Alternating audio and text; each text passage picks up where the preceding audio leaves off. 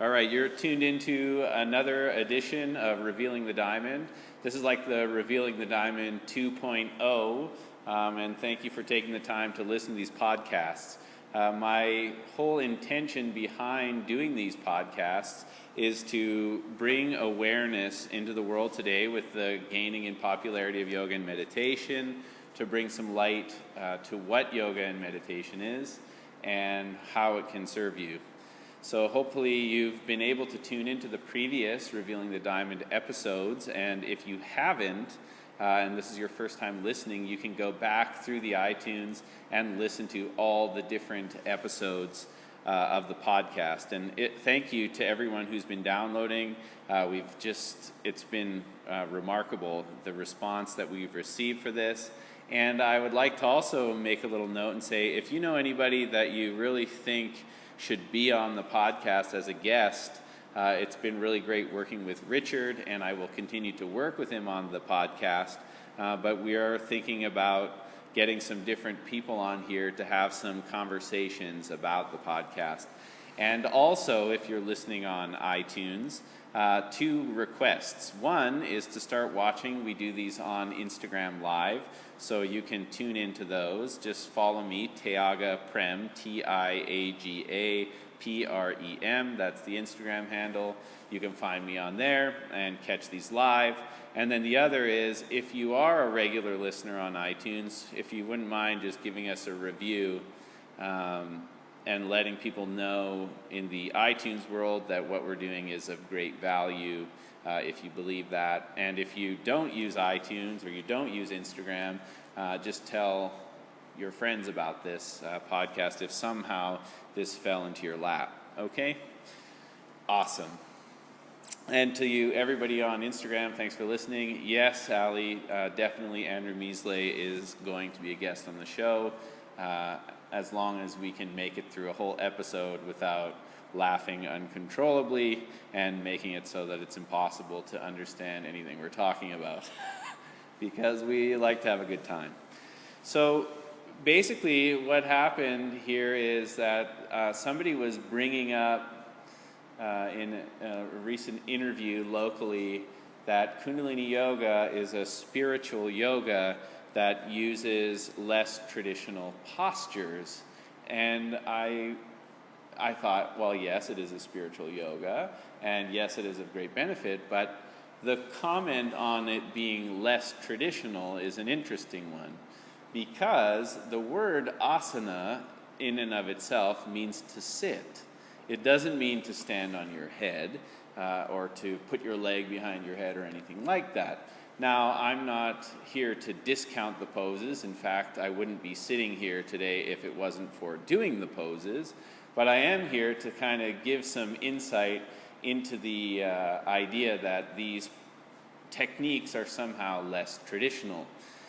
All yoga is Kundalini Yoga. If there's any mention of nadis or Ida and Pingala and the Sushumna nadi and the raising of energy up the spine to the crown of the head, it's not unique to what Yogi Bhajan taught. It is all yoga is Kundalini Yoga, and I just wanted to clarify any sort of misconception about that. And I think that's important. And I also think it's important to note that there are so many different ways to do this practice, including doing asanas, including not doing asanas, including living a life of service, including doing some strange techniques where you hold your arms up for long periods of time, including playing the harmonium and chanting songs, including, it's really a science of being a human and being the best version of yourself. And how do you do that? I mean, can you say it's only about what was done traditionally, or it's not at all about what was done traditionally? It's all a relative thing. It's a neutral thing. And it's pretty exciting that this is becoming more commonplace. Like, I often make the joke that in the 1960s, if you wanted to know anything about the raising of energy up the central channel in the spine, you had to buy a plane ticket that cost a lot of money in those days and go to India, where there was far less foreigners, and try and find somebody who eventually would tell you that you need to hold your breath and contract your anus. And that's it. It's an absurd thing, but it works, and that's the truth of what we're dealing with. And there are so many different ways to approach it. So you could go back and listen to some of the previous episodes where I definitely spoke in detail about chakras. And probably a lot of you guys know that chakras they come from the Kundalini Yoga tradition. And the Kundalini Yoga tradition, that includes all yogas. I mentioned earlier a great book that is written by a woman who started an ashram here in BC named Swami Shivananda Radha. And here is the book. If you're interested, you could check out some of her work. There's so many great books. There's another one, I've forgotten the name of the author, but maybe what I can do is, if you're listening on iTunes, I can put it in the show notes. But that's a great way to sort of start the ball rolling in the conversation about what Kundalini Yoga is. You have these energy centers in the body, and if these energy centers are functioning effectively with clarity, you'll be able to live as the best version of yourself. And it sounds quite simple when I explain it that way, and it is definitely a lifelong practice. And for me, I don't necessarily think about the chakras as being something like there's like a swirling vortex inside of me. I actually don't give it much thought, but I do think about the entire yoga practice as energy management. And I would use the terminology energy management for Kundalini Yoga, and I would also use the terminology energy management for any form of effective yoga practice, whether you're doing asanas or pranayama, or whether you're following along in the footsteps of a great yogi named Krishnamurti. Because Krishnamurti, he was an incredible yogi who said that yoga isn't poses, it's ethics. And I think that there's great value to all of these incredible yogis, including the Buddha. He was another great yogi. But I hope that makes sense. And the whole yoga system, if it's practiced in an integrated way, should give you the tools to manage your energy so that you see your gifts and talents, and you also see your shortcomings and where you sort of miss the mark in your life, where it's caused a lot of pain and suffering. You acknowledge the whole spectrum from a place of the meditative mind, and then in doing so, you can develop some practices that will allow you to manage where you miss the mark, because we have patterns, like for me, having an addictive personality and some struggles with drugs and alcohol in my life, just doing yoga poses wasn't enough to manage that. Does that mean that everybody's having the same experience as me, and then that hatha yoga poses aren't effective? No, that's not true, because I had to do the hatha yoga poses in order for me to become open enough to do some of the work that I'm doing now. That gave me the strength and the courage and the knowledge of self to leave behind some of the practices that are holding me back from being the person who I am now, which is a person who doesn't drink or take drugs.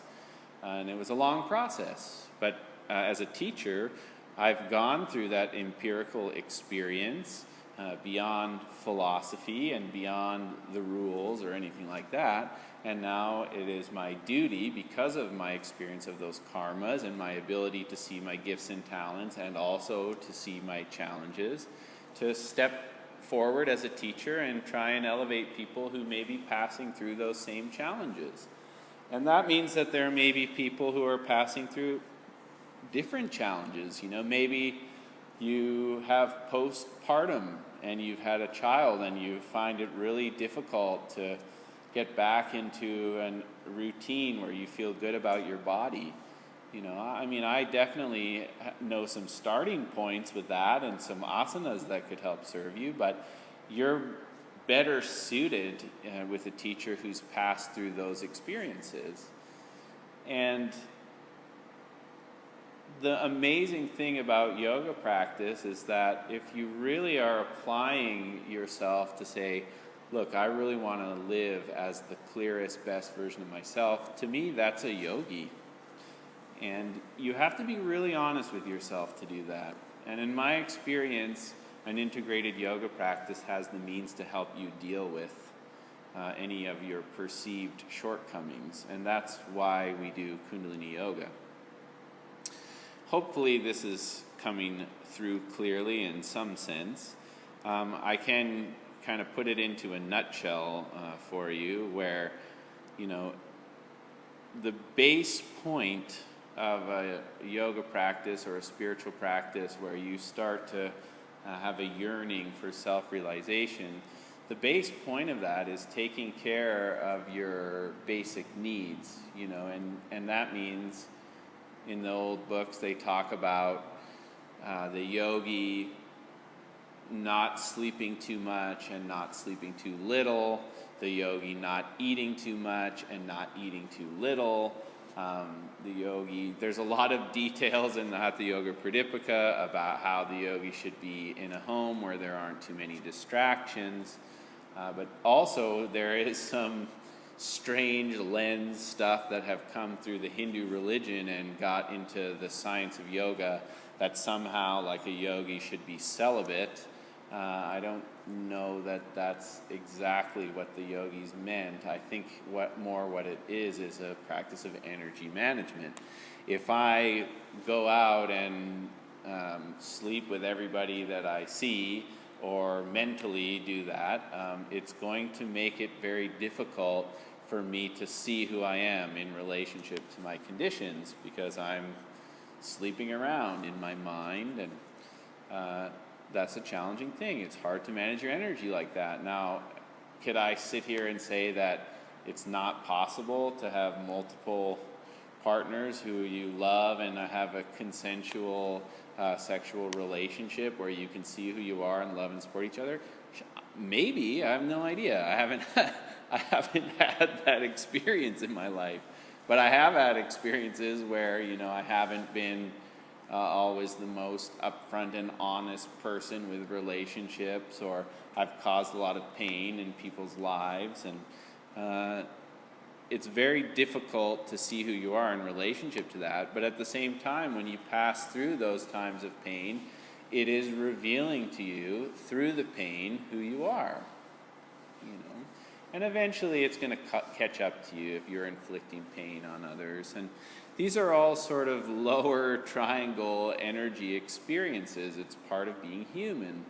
And I can say the times that I've been happiest in my life is when I love my home where I live, and I'm eating food that I love, and I'm eating food that's healthy for me, and I'm getting up early, but I'm also making space to have a sleep-in day from time to time. And I find that when I'm existing in that state and just being really honest with myself, without attachment to pleasure or without avoidance of pain, that's where I feel the most whole. And that's a yoga practice, and that is Kundalini Yoga. It's allowing the light of the self to shine through the conditions, rather than the conditions defining the light of the self.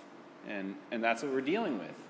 And that's why I love Kundalini Yoga. And that's why there's so many techniques within Kundalini Yoga, from Ashtanga Yoga to Iyengar Yoga to, Patanjali's Yoga to Yogi Bhajan's Yoga to whoever you might talk to. And there are also yogis who don't call themselves yogis, who are very clear teachers who can support you in seeing who you are, like Michael Beckwith of the Agape Spiritual Center in Los Angeles. Wow, he's amazing. Let's put him on the marker for people we would love to interview on Revealing the Diamond. I would just love that. I'm going to make a big list and then do a meditation where I imagine all of these great guests coming on to this podcast and walking the red carpet to be here, hanging out with us and discussing life and Kundalini and prosperity and creativity. And And yeah. So I think that gives you a pretty good idea of those basic human needs that we all have. And we all, Michael Beckwith, somebody is asking here on the Instagram to spell the name, and I'll just take the time to do it. And if you're listening, you can just tune in so I don't forget to add it in the show notes. It's Michael, and the last name is Beckwith, Beckwith. You're welcome. And then once we start to get some balance, and you learn it from, you've heard me talk about this if you've been tuning in to the talks on Revealing the Diamond, or if you watch the live classes from the Dharma Temple, this idea that a yogi lives in the state of equanimity where you can see the challenge and the solution at the same time. And the challenge and the solution at the same time, it's talking about, self-analysis or self-awareness, where it's like, I can see that I'm called to be a teacher in this life. I know that that's a solution. Those are my gifts and talents. And I could also see that I struggle with addiction. And I used to sort of live in one and deny the other. I'm the teacher, just deny that I have any kind of drinking problem going on, or when I'm drinking, sort of deny that I'm a teacher. And that's living in duality, and it creates a lot of pain. But the ability to see the challenge and the solution at the same time is recognizing that I'm a teacher and that I have this challenging relationship with substances. So if I could treat the challenge from substances with some practices, and Kundalini Yoga, as taught by Yogi Bhajan, has been the practice and the lifestyle that's really worked for that, obviously combined with creativity, with the love for my daughter, with my love for music, and especially music that inspires me to keep up on the path. Now I can see the challenge and the solution at the same time, who I am in relationship to my conditions. I passed through that. Some of it wasn't easy. Some of it is glorious and filled with blessings and bounty. And now I can stand here and go, okay, guys, here's how I can help serve from that place. And that's what a teacher does. And then the more I develop the ability to see the challenge and the solution at the same time, the more I strengthen at the navel point, which is the first brain center, or what we call them sort of the three jewels in the human body, or the three brains. Depends what kind of language works for you. But this one is in the earthly realm, like your power as a human being to stand in your truth. And you can see that when you're flip-flopping in the duality, I'm a this, I'm a not a that, to use the same example with my own struggles with substance abuse, when I'm being this and denying I'm that, when I'm being that and denying I'm this, it makes it really challenging to have a strong center to stand as the teacher and deliver these teachings to anybody, because you're busy flip-flopping around trying to figure out who you are. And you can do actual techniques to strengthen the navel to keep that awareness, and that will allow the energy to rise. And when you say energy rising, imagine that as you clear the blockages in these areas by connecting to the balance within and the balance all around you, your light is brighter. That's what Kundalini is. Kundalini is a light, and we're removing blockages. And the poses are removing energetic blockages and removing physical blockages. And the meditations are removing mental blockages. And the sharing and the service are removing blockages in the heart. And, creativity is removing blockages in the lower regions. And that's what the program is all about. Because we know that we were all born as little tiny babies with infinite worth. Every child is born with infinite value. And somehow along the way we forget that. And Kundalini Yoga is a program designed to help you see the real you without being religious, without following any kind of dogma. You could believe anything you want and do this practice. It's really the scientific study of being human, and there's a lot of ways to do it so that it doesn't sort of get in the way of your belief systems, if those belief systems are there to support the real you. And if they're not, then I hope it gets in the way. It should get in the way. And that's really what the scientific process is about. We do these experiments to reveal an answer, and if we have a hypothesis that's proved to be false, then we have to leave it alone. We don't just hang on to it because we still believe it's true. That doesn't work. And then once we get that balance happening in the lower realm, we know who we are, we're balancing out our relationship to food and being happy and healthy at the same time, and then we can start to really serve from the heart. And then we have to deal with the upper realm, using our voice to speak our truth from our navel, using our voice to sing about who we are, using our voice to uplift and elevate one another, using our voice to call out the exploitation of Mother Nature and our neighbor, and rather than slander and gossip. And unity is what's going to make you healthy, not believing in the duality. And then clearing the mind through the meditative techniques. And some of those things are, because the mind's pull is so heavy, there are going to be some challenging techniques that you're going to have to do that you don't necessarily want to do. And the main reason you don't want to do them when you're experiencing them is that your mind tells you that they're just not that cool, they don't look that great, they're not going to sell, the marketing side of yoga.